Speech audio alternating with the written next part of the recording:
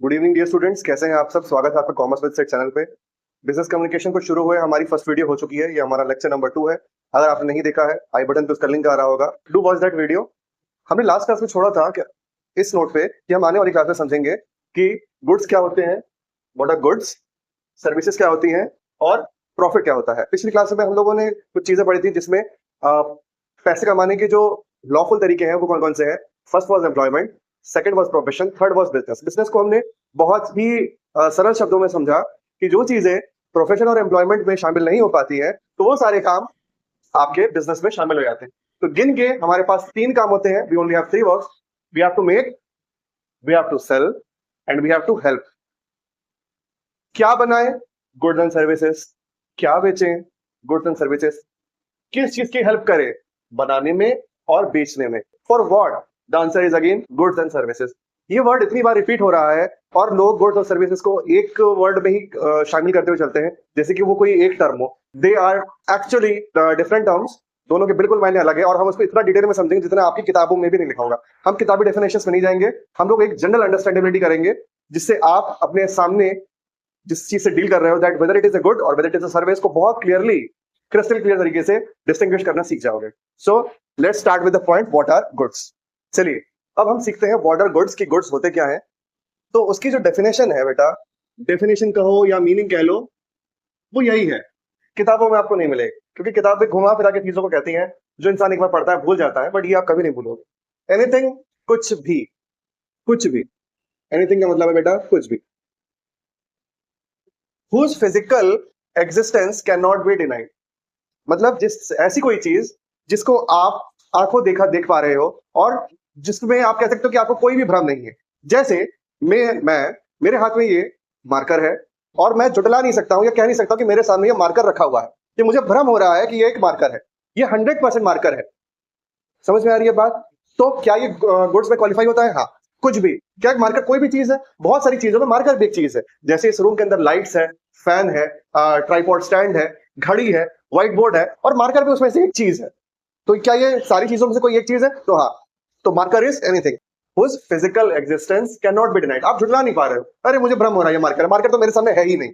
मना कर ही नहीं पा रहे हो, आपके पास ऑप्शन ही नहीं है कि मना कर पा रहे हो कि मार्कर मुझे दिख नहीं रहा, मार्कर यहाँ है नहीं, मार्कर का मुझे भ्रम हो रहा है। समझ रहे हैं बात? अच्छा। एंड इज यूजफुल, और वो बहुत ही काम की चीज है। सोचिए जरा, ये एक मार्कर है, ये एक मार्कर है और आप कितने सारे स्टूडेंट्स हो।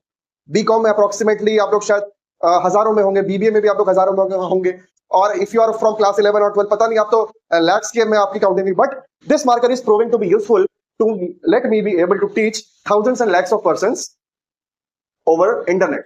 तो क्या ये यूजफुल है? हाँ, to a large number of persons. ठीक, मुझ जैसे कितने ही टीचर्स इस मार्कर का इस्तेमाल करके पढ़ाते हैं। आप जिस कॉलेज में, जिस इंस्टीट्यूट में या जिस कोचिंग में पढ़ते होंगे, मोस्ट प्रोबेबली वहां के जो टीचर होंगे दे आर यूजिंग मार्कर्स। तो क्या ये मार्कर बहुत सारे लोगों के लिए यूजफुल या फिर काम की चीज साबित हो रही है? हाँ। And can fetch a price, लोग उसके लिए कीमत अदा करने के लिए तैयार है। ये मार्कर मुझे 25 रुपए का पड़ा, मुझे पता है कि ये यूजफुल है, मुझे पता है कि ये मुझे दिखता है, ये मुझे भ्रम नहीं कि नहीं दिख रहा है। और जब मैं इसको लेने गया तो दुकानदार ने कहा कीमत चुकाइए इसकी 25 रुपए, तब मैं आपको देने के लिए तैयार हूं। तो क्या ये चीज गुड्स के लिए क्वालिफाई हो रही है? 100%। अब आपके सामने ये बोतल है, ये बोतल है। क्या ये कमरे में रखी हुई बहुत सारी चीजों में से एक है?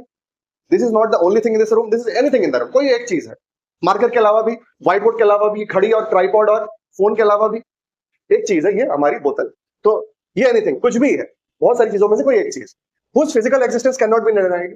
यानी कि मैं कह नहीं पा रहा मुझे भ्रम हो रहा है ये तो बोतल है, या फिर मैं कह रहा हूं मुझे बोतल दिखाई नहीं दे रही है। नहीं, मुझे बोतल दिखाई दे रही है, 100% इसका एग्जिस्टेंस है, राइट। और एंड इज यूजफुल, बड़े काम की चीज है।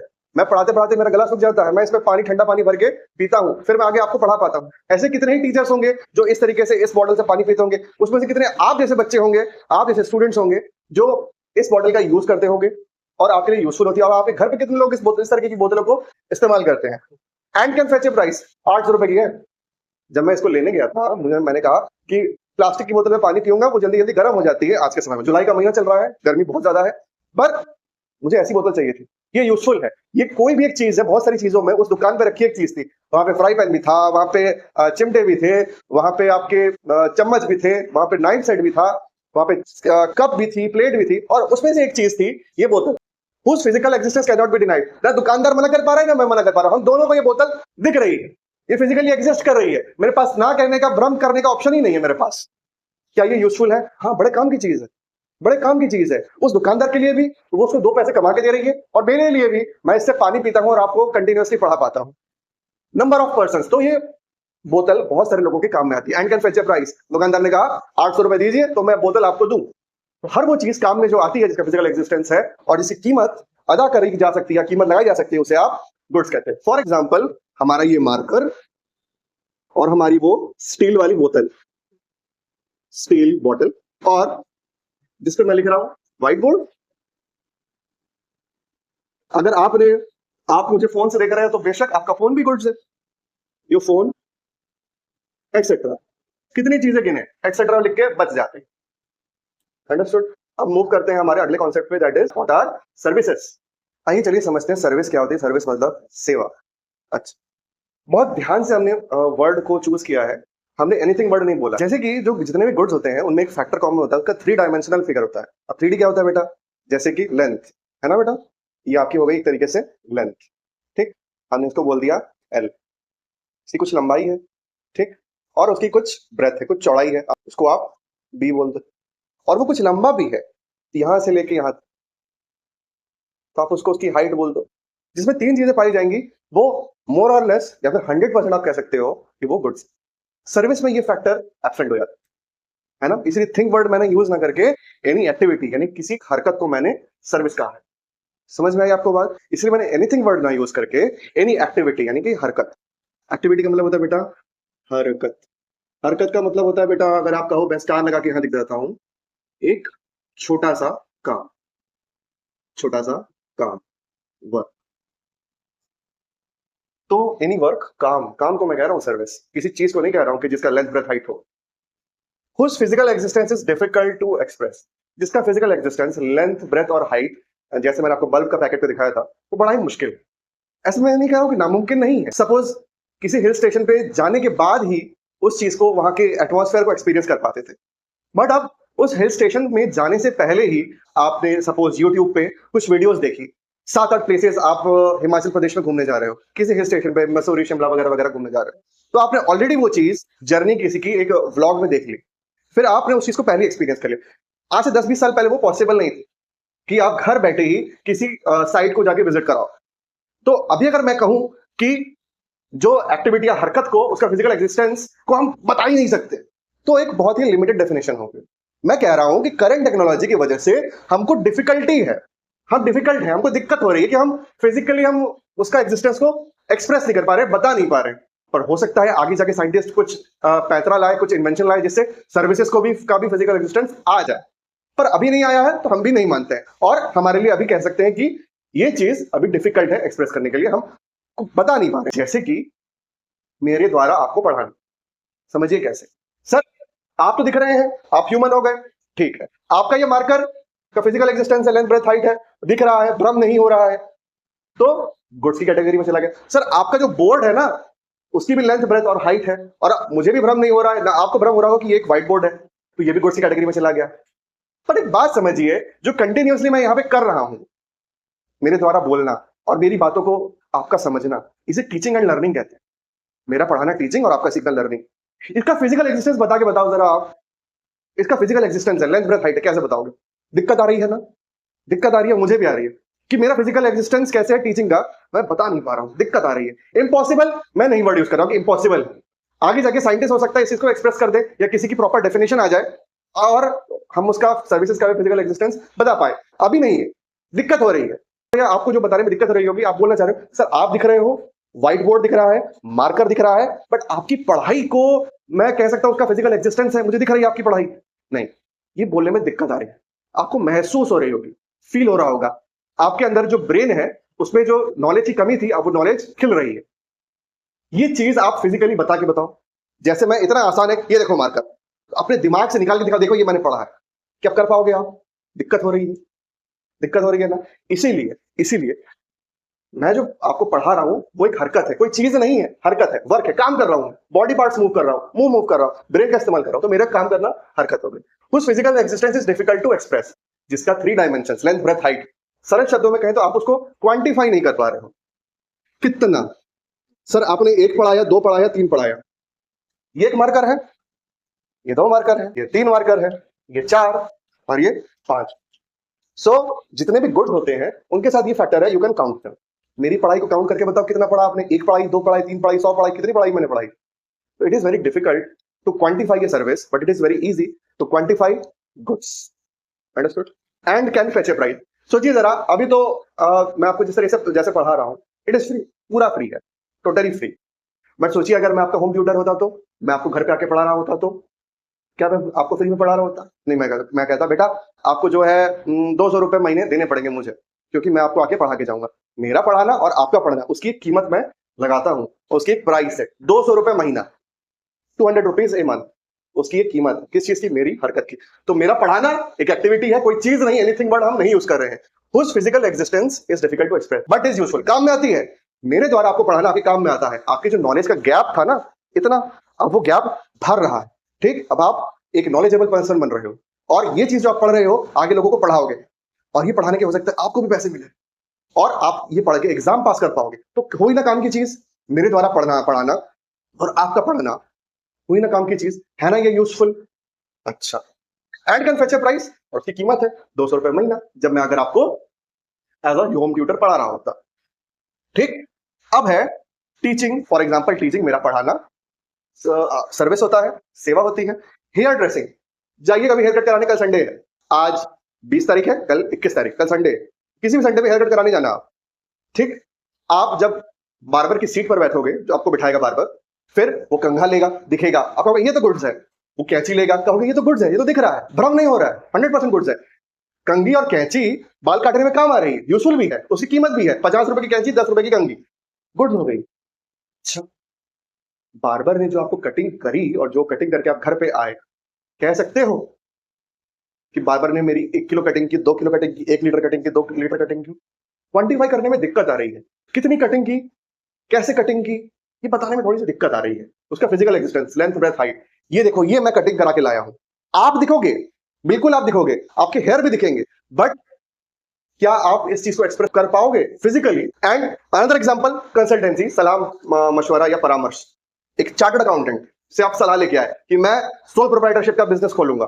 चार्टर्ड अकाउंटेंट ने मुझे सलाह दी, वो सलाह आप लाके किसी के सामने दिखाओ, ये देखो ये मैं सलाह लाया हूं चार्टर्ड अकाउंटेंट की तरफ से। दिक्कत आ रही है ना फिजिकल एक्सप्रेस करने में? ये तो हवा है, कुछ दिख ही नहीं रही है, एग्जिस्ट ही नहीं कर रही। उस सलाह का कोई लेंथ, कोई ब्रेथ, कोई हाइट है क्या?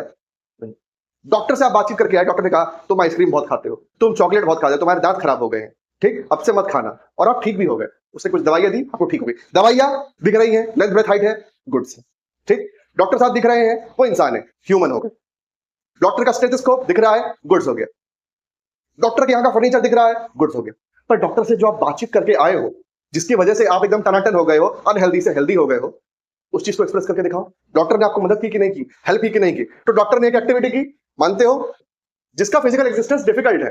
बता नहीं पा रहे हो आप मुझे कि मैं डॉक्टर को दिखा के आया हूं और ये देखिए, ये मैं उनकी सलाह लाके लेके आया हूं। बता पा रहे हो? मुंह से बता पाना, दिखा पाना बड़ा मुश्किल है, फिजिकल एग्जिस्टेंस।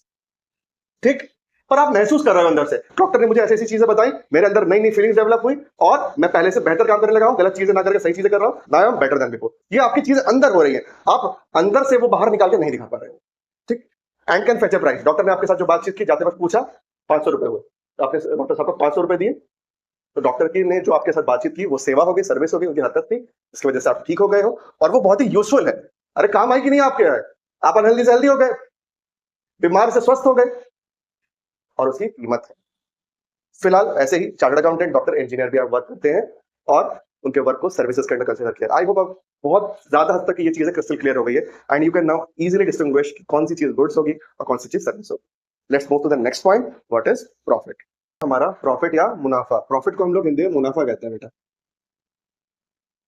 अच्छा, आप जानते हैं, देखिए, आपको रुपए कमाने से मतलब है, आपको अर्निंग करने से मतलब है। ठीक, हमने सबसे पहला तरीका दिखा था एम्प्लॉयमेंट। उसमें एम्प्लॉय को 2 चीजें मिलती थी अपने काम करने के बदले में, सैलरी या वेजेस। महीने के अंत में होगा तो सैलरी, डेली डेली अगर उस काम के बदले पैसे चाहिए तो वेजेस। प्रोफेशनल की जो अर्निंग कहलाती थी वो अपना नॉलेज देके, अब सलाह देके, कंसल्टेंसी देके सामने वाले क्लाइंट से जो वसूल करता था अपने लिए, that was called as fees. अब प्रॉफिट क्या है बेटा? प्रॉफिट जानते हैं? वो पैसा जो बिजनेसमैन के पास आता है, वो बिजनेसमैन का रिवॉर्ड होता है। क्यों? क्योंकि उसने बिजनेस के अंदर हाथ आजमाया। लोग जानते हैं एम्प्लॉयमेंट में जाके बहुत बच के चलते हैं, जिगरा नहीं होता उनमें। एक सबसे ज्यादा जाबाज इंसान अगर तीनों में से, एम्प्लॉयमेंट, प्रोफेशन और बिजनेस में से अगर कोई है, वो बिजनेसमैन ही है जो बिजनेस कर रहा होता है। एम्प्लॉयमेंट वाले के पास जिगरा नहीं होता, वो तो नौकर बन जाता है सीधे से। दूसरा, प्रोफेशनल, उसके पास भी जिगरा नहीं है। वो चाहता है कि मैं आजाद रहूं, मुझे कोई बोलने टोकने वाला नहीं। इसके लिए वो पढ़ाई ज्यादा कर लेता है, कमाता है फीस, और एम्प्लॉय कमाता है सैलरी या वेजेस। बट सोचिए जरा, कमाने के दो तरीके को लात मार के इंसान बिजनेसमैन बनता है, तो उसका मुनाफा आम मुनाफा तो नहीं होगा। उस मुनाफे का जो नाम है वही कहलाता है बेटा प्रॉफिट। उसको सैलरी वेजेस नहीं बोल सकते, उसको फीस नहीं बोल सकते, क्योंकि रिश्ता ही अलग है, काम ही अलग है। हमने बार बार बोला था, जो चीजें प्रोफेशन में नहीं आएगी, जो चीजें एम्प्लॉयमेंट में नहीं आएगी, सब आ जाओ बिजनेस में। क्या काम करो? मेक सेल्फ हेल्प करो, गुड्स एंड सर्विसेज। इसके बदले में मिलता है मुनाफा। हमें पता चल गया कि हमें किस चीज का बिजनेस करना है। गुड्स का, जो चीजों को हम फिजिकली एक्सप्रेस कर पाते हैं। सर्विसेज का, जिस चीजों को और जिन हरकतों को हम लोग बेसिकली फिजिकली एक्सप्रेस नहीं कर पाते। Hair cutting, teaching. Sir teaching तो हमने सुना है नौकरी कर रहे होते हैं, तो बेटा जो लोग इंसान पढ़ लिख के भी किसी ना किसी स्कूल में जाके नौकरी कर रहे होते हैं, तो that school, that principal is their employer. और वो टीचर जो किसी स्कूल कॉलेज में ना पढ़ा के, वो खुद बच्चों को जा जाके पढ़ा रहा होता है, घर जाके ट्यूशन दे। सर वो तो प्रोफेशनल होना चाहिए।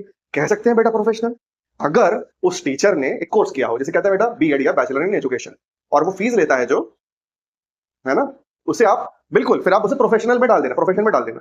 बट जिसने पढ़ाई नहीं की है, बीएड का कोर्स नहीं किया है, या डिप्लोमा इन एलिमेंट्री एजुकेशन आपने डीएलएड का कोर्स नहीं किया है, मतलब आप समझ लो उसने 8वीं तक की पढ़ाई की है और 7वीं या 6वीं क्लास के बच्चों को पढ़ाता है, क्या कर, वो बिजनेस कर रहा है वो टीचर, क्योंकि वो सर्विस रेंडर कर रहा है। वो किसी का नौकर नहीं है जो कि वो एम्प्लॉयमेंट में आए। उसने बहुत ज्यादा एडवांस पढ़ाई नहीं की है जो हम उसको प्रोफेशनल कहलाए। उसके लिए जो ऑप्शन बचता है, वो टीचिंग करते हुए भी एक बिजनेसमैन है। उसका रिवॉर्ड ना सैलरी होगा, ना वेजेस होगा, ना फीस होगी। उस टीचर का जो रिवॉर्ड होगा बेटा, वो होगा प्रॉफिट। प्रॉफिट होता क्या है? व्हाट इज प्रॉफिट या मुनाफा? Reward for a businessman efforts. काम तो एम्प्लॉय ने भी किया, पा गया क्या? सैलरी या वेजेस। काम तो प्रोफेशनल ने भी किया, पा गया क्या? फीस। तो बिजनेसमैन का जो एफर्ट है, वो काम कर रहा होता है, वो गुड्स बना रहा है, सर्विसेज बना रहा है, गुड्स बनाने में मदद कर रहा है, सर्विसेज बनाने में मदद कर रहा है, तो उसके जो रिवॉर्ड को कहेंगे प्रॉफिट। इतनी बात समझ में आई? एफर्ट, काम। बिजनेसमैन ने काम किया, उसके काम के बदले में जो उसको मिलेगा वो प्रॉफिट। अच्छा, वो निकलता कैसे, थोड़ा देखते हैं। सरप्लस यानी कि एक्सेस या ज्यादा, of selling price over cost price. तो सेलिंग प्राइस क्या होता है?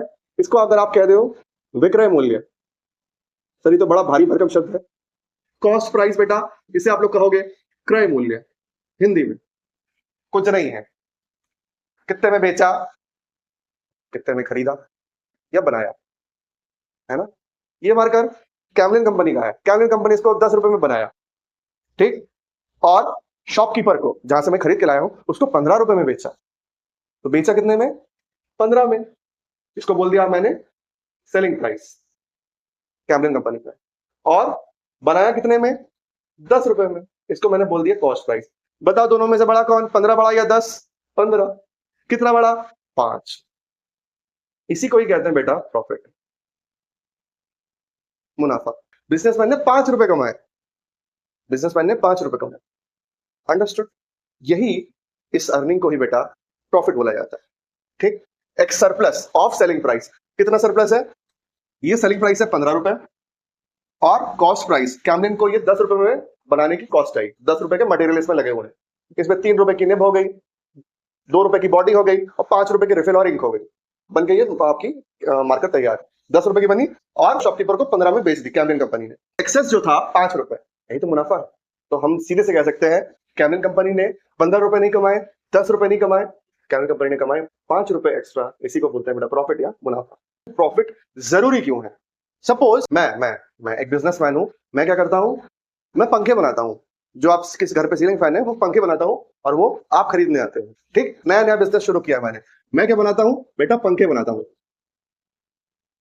ठीक, फैंस। मैं एक फैन पता है कितना खरीद के लाता हूँ?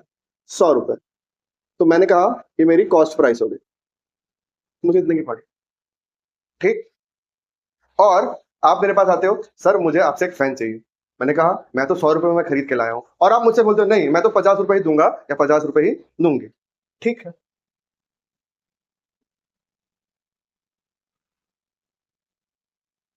₹50, ठीक, ठीक है। मना नहीं किया, आप मेरे प्यारे प्यारे स्टूडेंट हो, मैंने आपको मना नहीं किया, बेच दी एक फैन। अब देखिए जरा दिक्कत क्या आ रही है। प्रॉफिट में हमने अभी आपको पढ़ाया कि जो आपका सेलिंग प्राइस है वो बड़ा हो, कॉस्ट प्राइस है, तभी आपका प्रॉफिट पॉसिबल हो पाता है। इस केस में देखिए जरा उल्टा है। सेलिंग प्राइस हमारा 50 है, कॉस्ट प्राइस हमारा 100 है, मुझे 100 का पड़ा, मैं आपको 50 में दे दिया, सोचिए कितना बड़ा बेवकूफी किया मैं। तो इस केस में हमारा सीपी, हमारा cost price is greater than है सेलिंग प्राइस। तो क्या ये फायदे का सौदा हुआ? इसे घाटे का सौदा कहते हैं बेटा, घाटे का सौदा। और ये मुनाफा यानी प्रॉफिट के जस्ट रिवर्स होता है, इसे बोलते हैं बेटा लॉस। अच्छा सर लॉस में भी तो बिजनेस कर सकते हैं, करो ना बेटा, किसने मना किया है? बिल्कुल कर सकते हैं, पर चलेगा कितने? बिजनेस आप लोग करते हो या कि कभी नौकरी या प्रोफेशनल इंसान बनता है, वो रोज करने के लिए कि इंसान बाहर से पैसे कमा के अपने घर के अंदर लाए। बट इसके अंदर क्या हो रहा है? 50 रुपए मेरी ही जेब से चले गए इस काम से। सुनिए जरा, आपको पता चल गया कि मैं 100 का खरीद के 50 में बेचता हूं, अगले दिन आप आ गए, सर मुझे तो आप 1000 पंखे चाहिए, मुझे तो 1000 पंखे चाहिए। तो अब मेरी कॉस्ट प्राइस कितनी हो जाएगी? 1000 इंटू 100, 1 2 3 4 5। और आपने कहा मुझे ये 1000 पंखे बेच भी दो, मुझे खरीद के भी लाने पड़े, 1 लाख के खरीद के लाया हूं। अगर नहीं सर कल वाला ही प्राइस लगाइए, 50 रुपए लगाया था आपने। तो मैं कहता हूं क्या 1000 पंखे बेच रहा हूं 50 रुपए के हिसाब से, लो 50,000। सोचिए जरा, कल मेरी जेब से 50 रुपए गए थे, मुझे उतनी चपत लगी नहीं। अब सोचिए एक बार मैंने गलती कर दी, मेरी जेब से पैसा चला गया। बिजनेस इंसान करता है कि 2 पैसे जेब के अंदर आए, मेरी जेब से 50 रुपए चले गए, अगले दिन भी मैं वो बेवकूफी कर रहा हूं बड़े भयंकर लेवल की। अब मेरा 1 लाख रुपए का खरीदूंगा, 50,000 में बेचूंगा। अब मुझे थोड़ा सा बताइएगा, सीपी हमारा क्या होगा बेटा? 1 लाख, और एसपी हमारा 50,000। क्या कहीं से भी हमारा SP is greater than CP हो पाया? हो ही नहीं पाया। प्रॉफिट का नामो निशान नहीं है। ये सौदा मैंने फिर से घाटे का कर लिया, और ऐसा वैसा नहीं बेटा, जबरदस्त घाटा। सोचिए जरा, इस केस में हमारा क्या है? CP is greater than SP. कितने का घाटा हो गया? 1 लाख का खरीदे 50,000 में बेच दिया, लो 50,000 की कीमत मेरे जेब से चली गई। 2 पैसे मैंने सोचा था बिजनेस करके मेरी जेब में आएंगे, 50,000 मैंने अपनी जेब से निकाल के बहा दिए। क्यों? क्योंकि आपको मैंने सस्ते में बेचे, जितने में मैं खरीद के लाया था उससे सस्ते में आपको बेच दिया। एक बात समझ में आई कि अगर आप बिजनेसमैन हो, आप प्रॉफिट कमाना चाहते हो, तो जितने में आप खरीद के लाते हो आपको उससे ज्यादा में बेचना चाहिए, अगर आप प्रॉफिट या मुनाफा कमाना चाहते हो।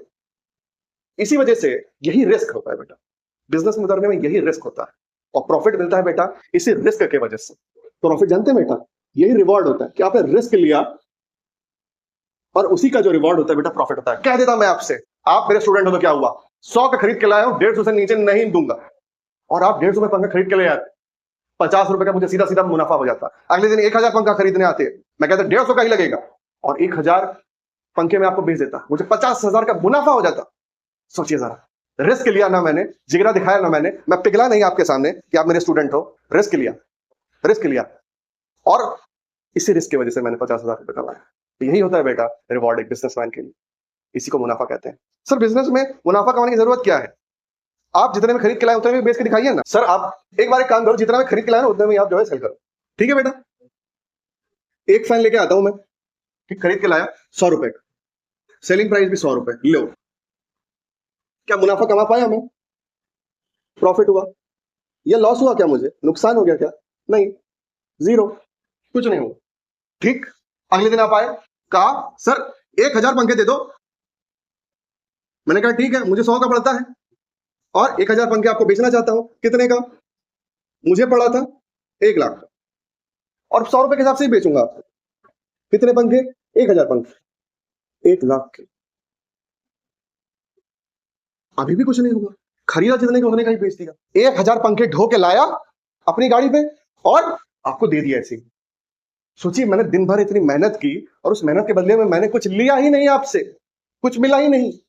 तो मेरे घर वाले मुझसे कहेंगे, बेटा जब 2 पैसे तुम ला ही नहीं पा रहे हो तो तुम घर पे आराम करो, आराम से तुम मस्त पानी पी के खाना खा के लेटे रहो, क्यों इतनी मेहनत कर रहे हो, क्यों इतना मगजमारी कर रहे हो जब 2 पैसे जेब में आ ही नहीं रहे।